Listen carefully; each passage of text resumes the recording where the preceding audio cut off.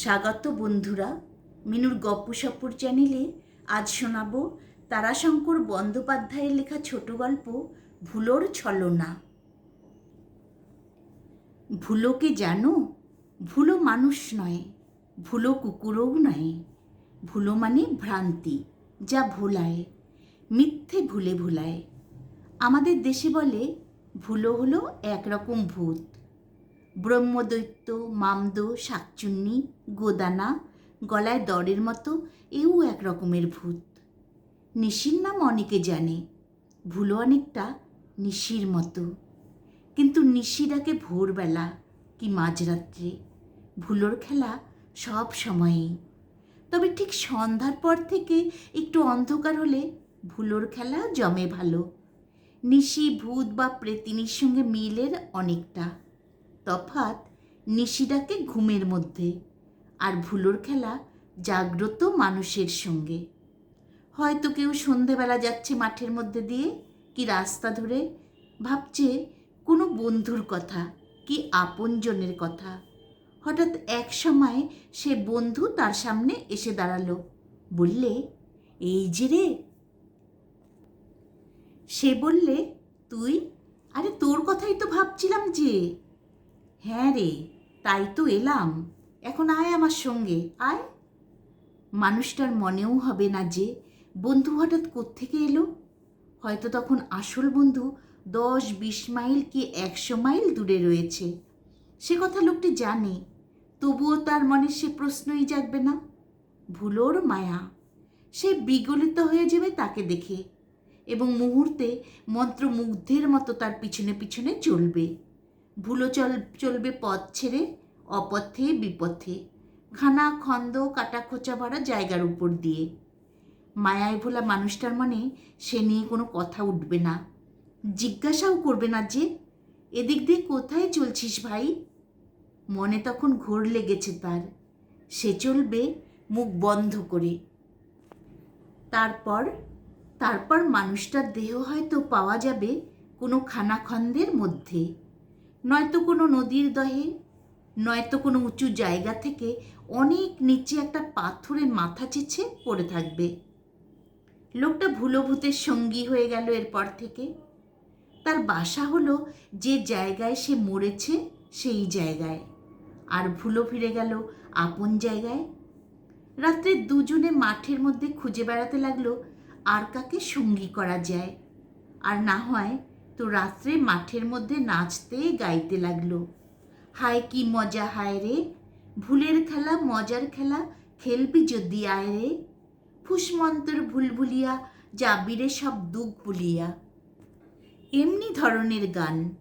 গানটা অবশ্য আমি আন্দাজ করে লিখলাম, কারণ কি গান যে তারা গায় সে আমি কানে তো শুনিনি।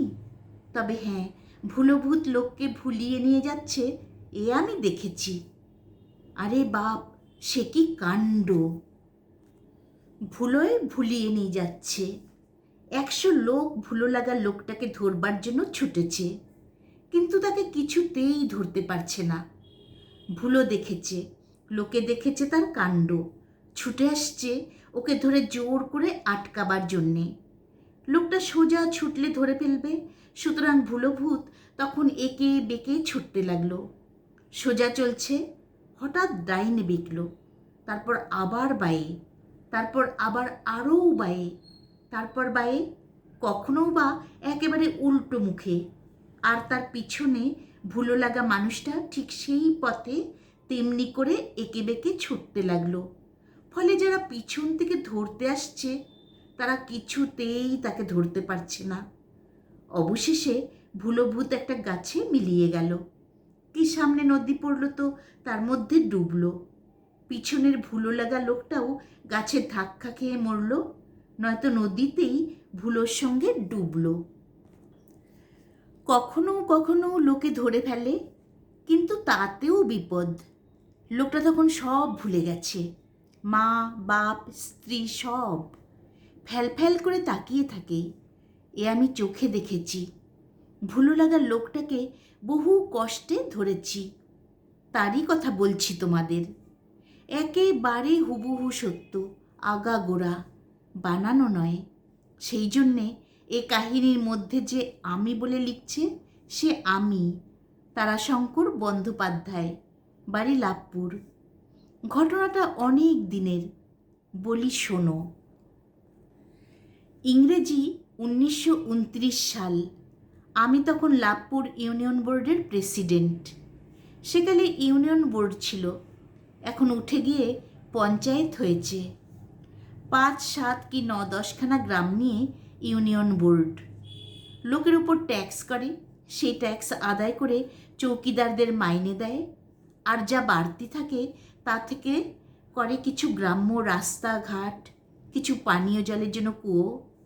আর দেশে তখন প্রচণ্ড ম্যালেরিয়া, তার জন্যে সরকারের কাছ থেকে পাওয়া সিনকোনা ট্যাবলেট বিতরণ করে।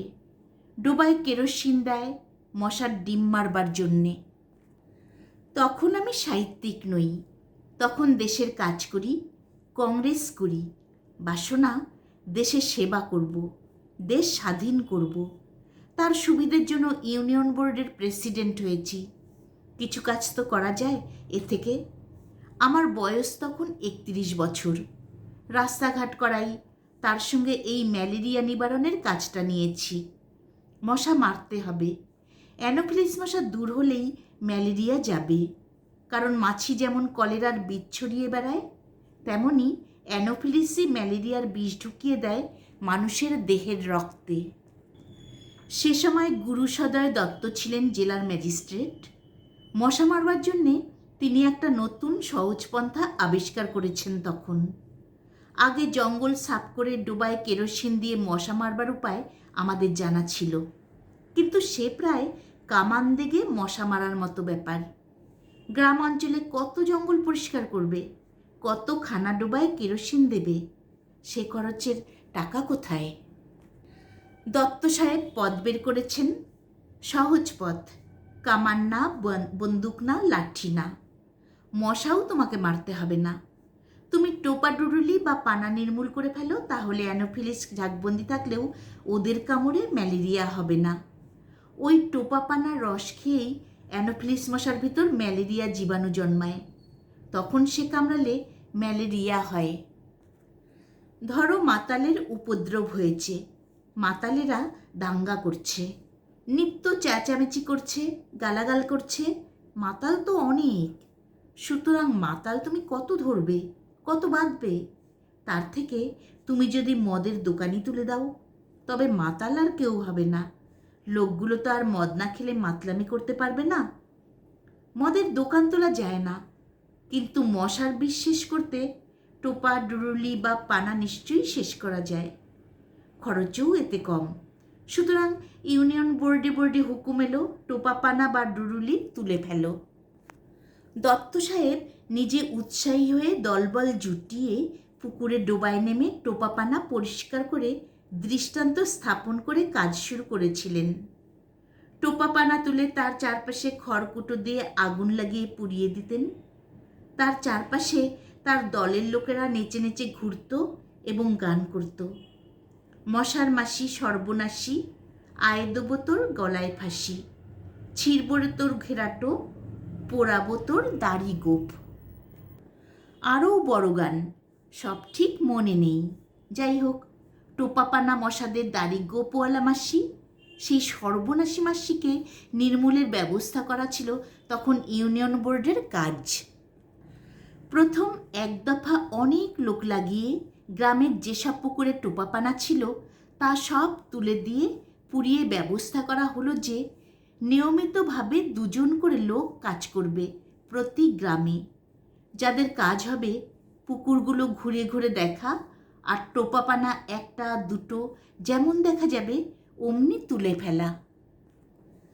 লাভপুরে এই কাজের জন্যে 2 জন বাউরি জওয়ানকে রাখা হয়েছিল, নিতাই এবং পাড়ে।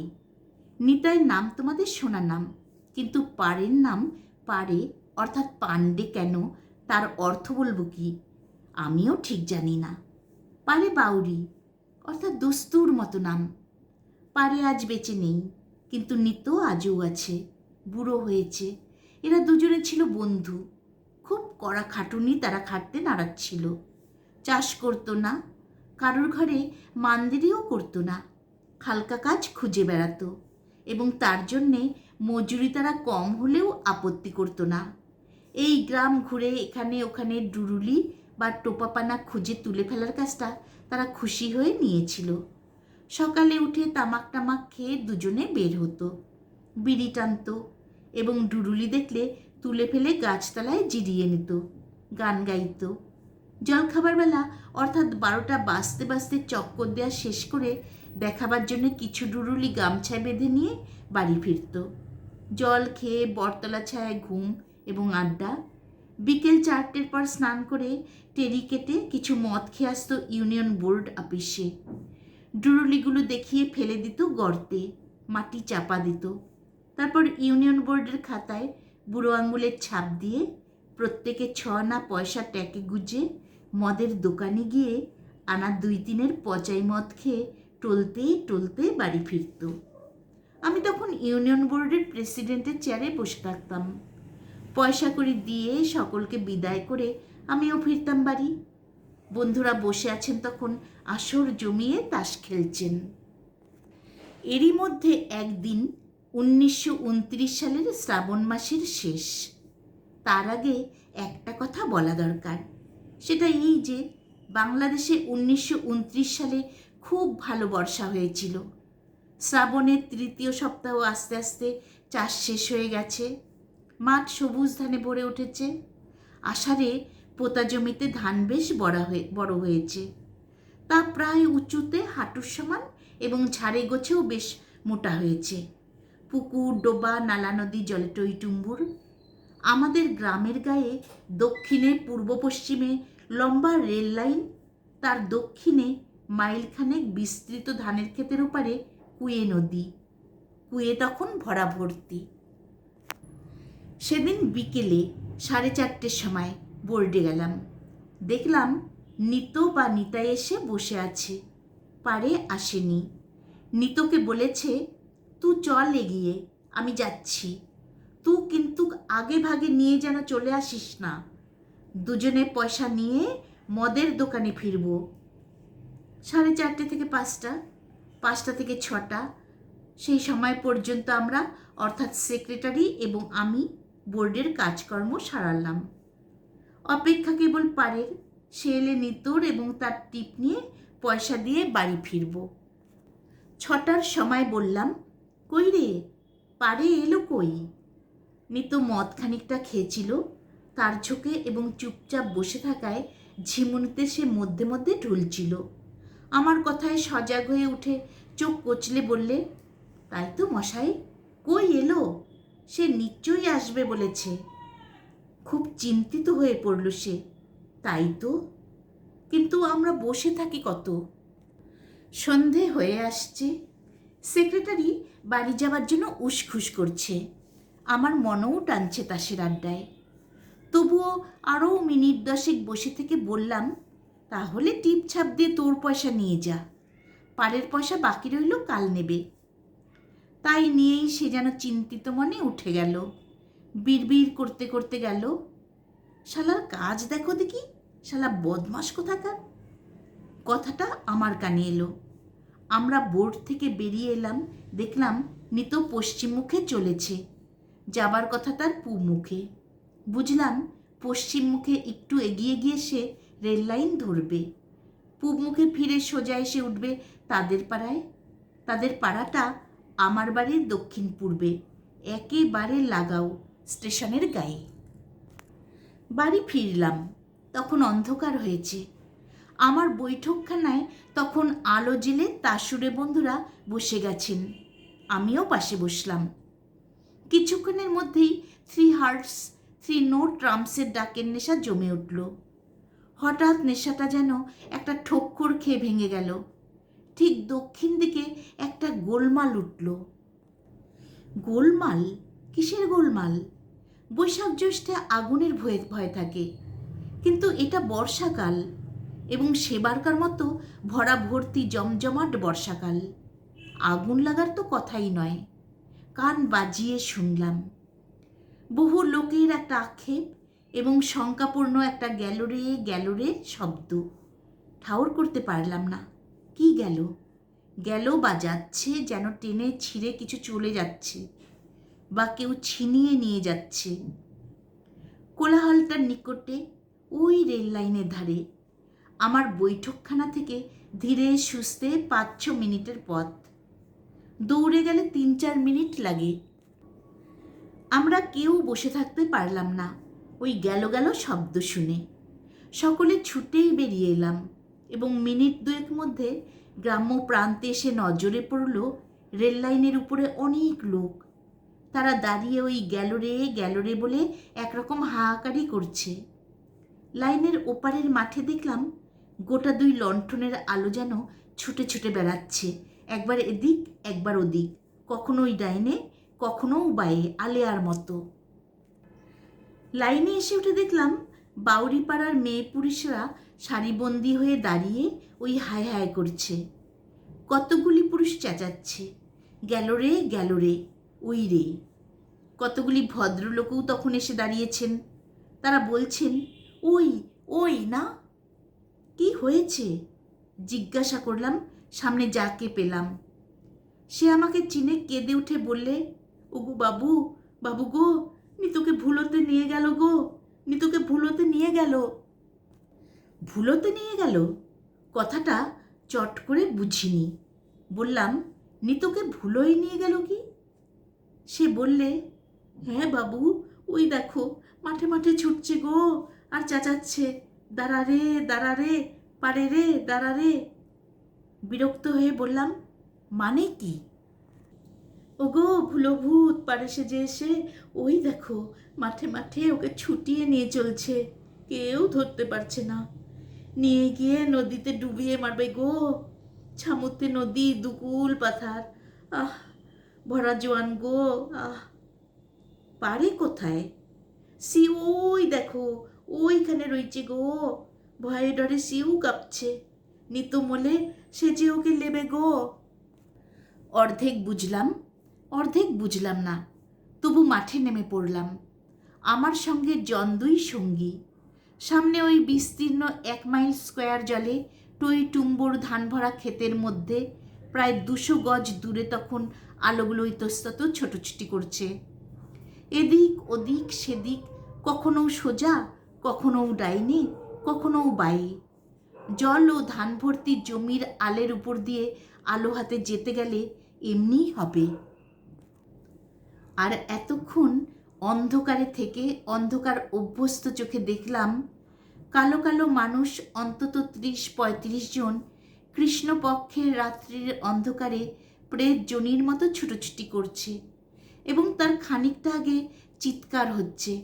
তারস্বরে আর্ত কণ্ঠে ব্যাকুল হয়ে কেউ প্রাণ ফাটিয়ে ডাকছে, দাঁড়া রে, পারে রে, দাঁড়া রে, ওরে দাঁড়া রে। কণ্ঠস্বর নিতর, তা চিনলাম, কিন্তু কাকে বলছে?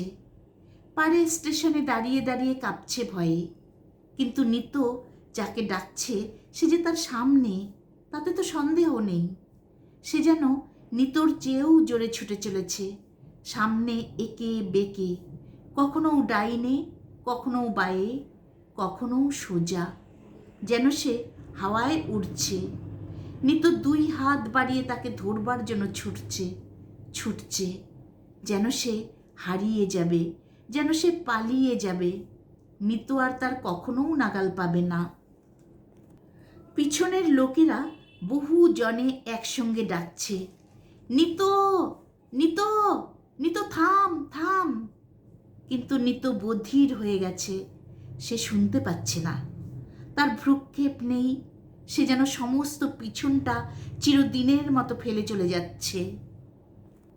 কে যেন টর্চ ফেললে, টর্চের আলোটা নিতোর চিৎকার লক্ষ্য করে ছুটে গিয়ে পড়ল। দেখলাম 2 হাত বাড়িয়ে নিতো ছুটছে। আশ্চর্য সে হাত বাড়ানো, এবং আশ্চর্য সে তার ছোটা। ঊর্ধ্বশ্বাসেই শুধু নয়, দিক বিদিক জ্ঞান শূন্যের মতো ছুটছে। জল এবং ধান ভরা মাঠ ভেঙে ছুটছে, কখনো বায়ে, কখনো ডাইনে, কখনো সোজা, কখনো কখনো পড়ছে, কিন্তু তৎক্ষণাৎ উঠে আবার সঙ্গে সঙ্গে ছুটছে, একবারও দাঁড়ায় না। আরও আশ্চর্য এই যে পিছনের অনুসরণকারীরা যখন কাছে এসে পড়ছে তখন হঠাৎ আরেক দিকে বেঁকে এসে ছুটে যাচ্ছে মাঠের মধ্যে দিয়ে, জল ভেঙে, কাদা ভেঙে। অনুসরণকারীরাও প্রাণপণে ছুটছে, কিন্তু জলে ধানের মধ্যে নামতে পারছে না তারা। তারা আইলে আইলে ছুটছে, ঘুর হচ্ছে। ততক্ষণে নিতু আরও এগিয়ে যাচ্ছে। পিছনের আলোর ছটার প্রতিও তার দৃষ্টি ফিরছে না। মানুষটা যেন উন্মাদ, মানুষটা যেন দানবের মতো শক্তিশালী হয়ে উঠেছে, প্রাণের ব্যাকুলতায়, ব্যগ্রতায়। চলছে কিন্তু ঠিক পূব দক্ষিণ মুখে, নদীর দহের দিকে। রেললাইন সোজা পূব মুখে এসে একটা বাঁকের দক্ষিণ মুখে মোড় নিয়ে নদীর উপর ব্রিজ বেঁধে পার হয়ে চলে গেছে। তার পাশেই প্রকাণ্ড দহ সেই মুখে চলেছে। মুহূর্তে মুহূর্তে দূরে চলে যাচ্ছে। নিতর সামনে ভুলো পাড়ের চেহারা ধরে হাওয়ায় ভর দিয়ে ডেকে ডেকে চলেছে, আয় আয় আয়। আমরা কেউ দেখতে পাই বা না পাই, নিতু তাকে দেখেছে। ওই চলছে নিতু, ওই ওই। আলোগুলো কাছে গেল, এইবার ওকে ধরবে। কিন্তু মুহূর্তে নিতর কণ্ঠ উল্টোমুখী হয়ে ছুটে চলল। যাহ, আলো অনেক পিছনে পড়ে গেল দেখতে দেখতে। নিতু ছুটেছে পুলের দিকে।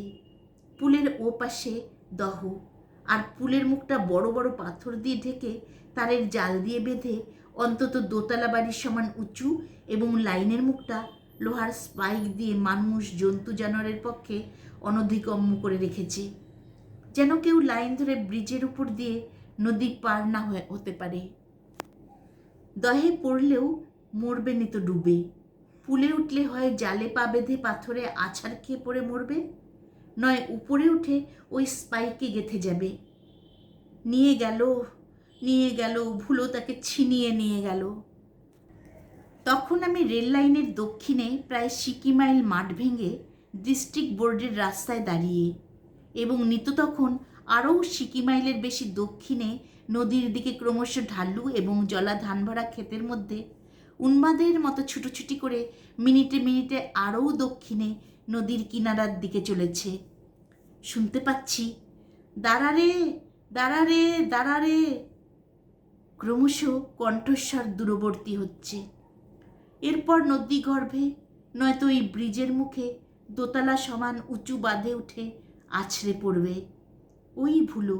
সে তাকে নৃশংসভাবে ডুবিয়ে অথবা পাথরে আছড়ে মেরে নিঃশব্দে হাসবে।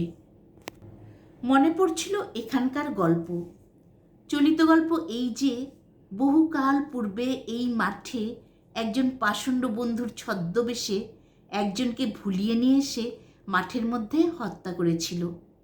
তখন থেকে সেই খুন হওয়া মানুষটি এখানে ভুলোভূত হয়ে গেছে। সুযোগ পেলেই আত্মীয় বা বন্ধুর বেশ ধরে অন্যমনস্ক মানুষকে এমনিভাবে ভুলিয়ে নিয়ে গিয়ে মেরে ফেলতে চেষ্টা করে।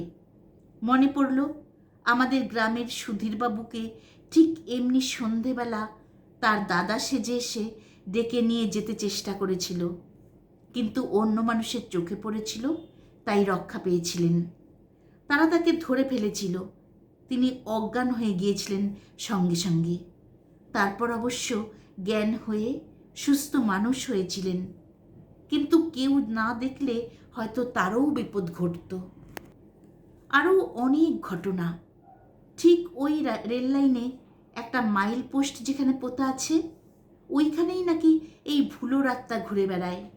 ওইখানেই নাকি তাকে মেরেছিল বিশ্বাসঘাতকতা করে। ভাবছি এমন সময় একজনকে পেলাম। সে শশী ডোম, আমাদের ওখানকার বিখ্যাত চোর। লম্বা ছিপছিপে মানুষ। শশী চুরির জন্যে জেল খেটেছে অনেকবার, কিন্তু কেউ কখনোও তাকে ধরতে পারেনি। 3 হাত সামনে থেকে ছুটলে মিনিটে 3 হাত ব্যবধান 7-8 হয়ে যায়, এবং 5 মিনিটে সেটা বেড়ে 25 হাত, এবং তারপরেই সে মিলিয়ে যায়। এমন তার গতিবেগ, এমন সে দৌড়তে পারে। ডিস্ট্রিক্ট বোর্ডের রাস্তাটা রেল লাইনের সঙ্গে সমান্তরাল হয়ে চলে গেছে, এবং নদীর ব্রিজের ঠিক মুখটায় একটা অন্যটাকে কেটে চলে গেছে। মনে হলো শশী যদি সেই দৌড়ে যায় তাহলে নিতোর আগেই হয়তো ব্রিজের মুখটা আগলাতে পারে।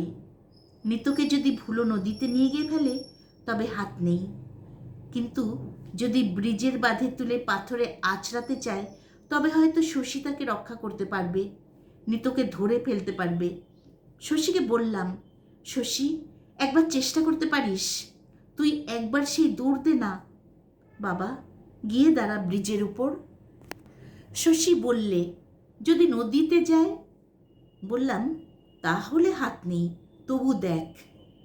শশী ছুটল এবং শ্রাবণ মাসের মেঘাচ্ছন্ন কৃষ্ণপক্ষের রাত্রির মধ্যে মিনিট 2-3 মধ্যে মিলিয়ে গেল।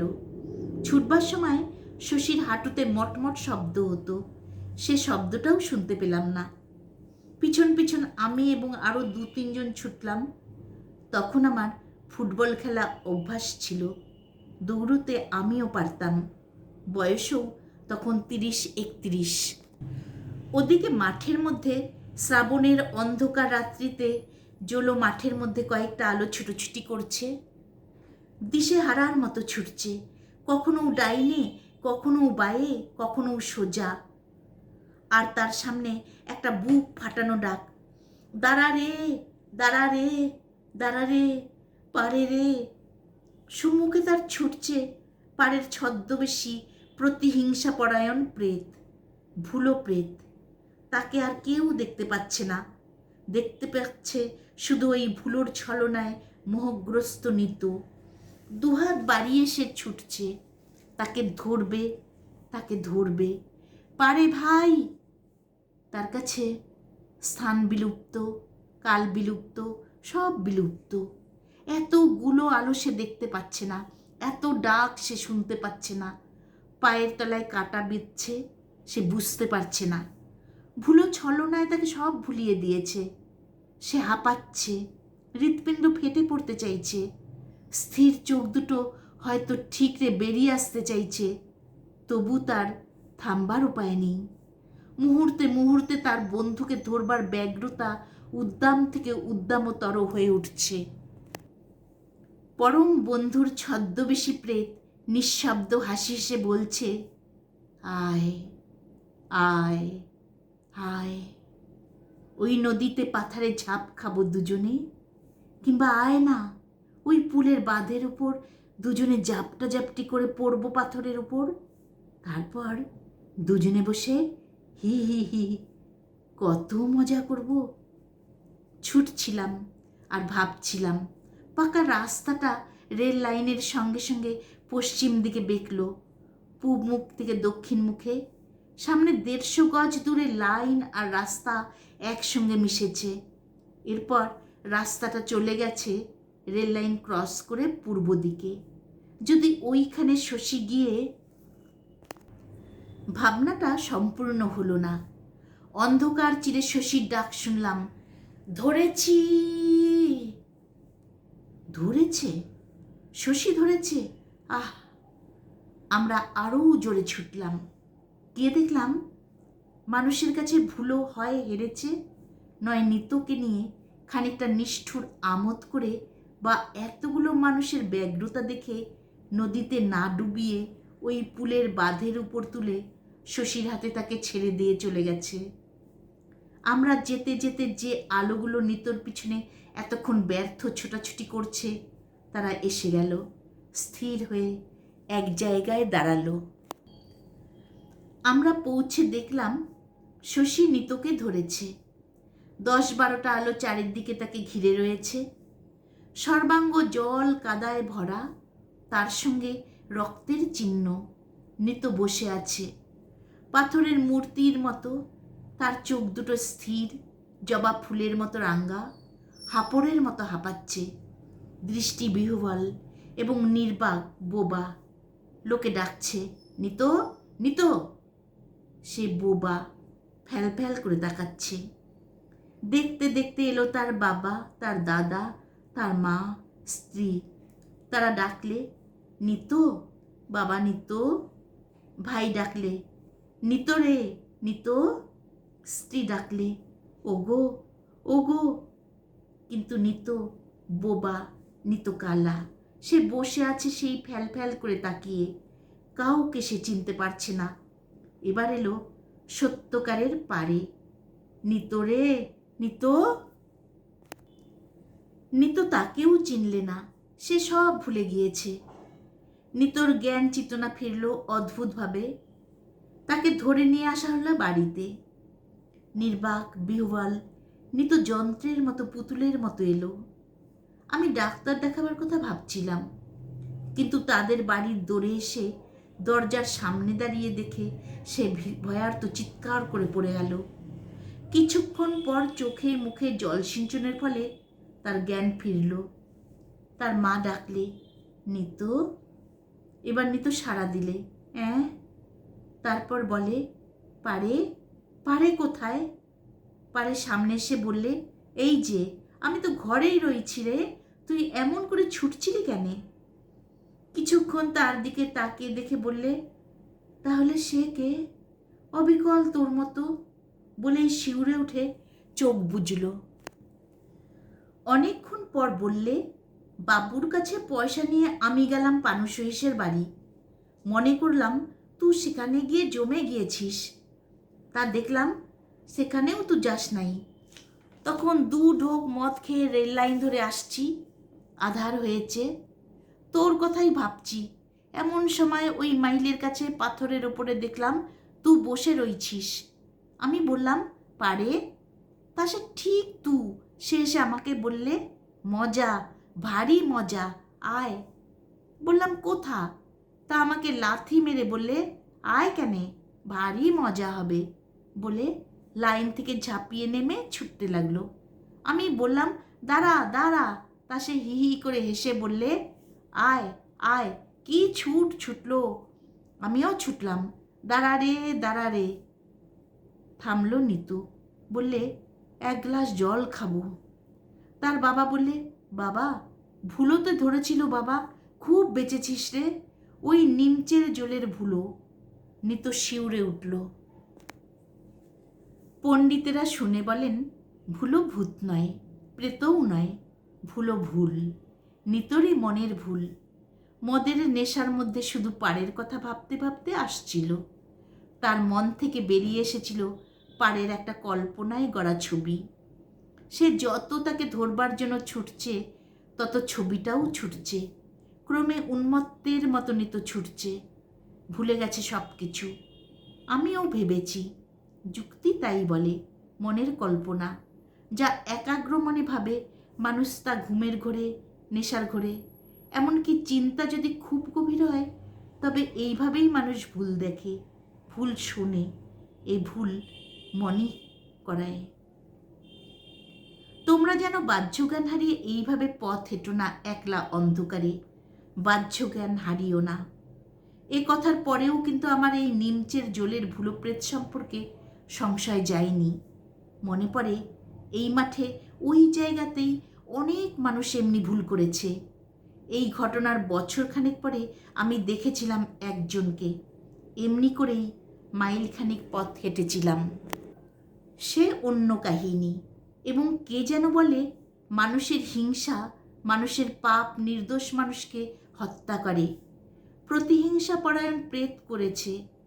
সে যুগান্ত ধরে এমনি করেই সুযোগ পেলে ভুলিয়ে নিয়ে ছুটবে, নদীর দিকে, পাথরের দিকে, পুকুরের গভীর জলের দিকে, আর অট্ট হেসে বলবে, আয় আয় আয়, হি হি, আয়, কেমন মজা দেখ।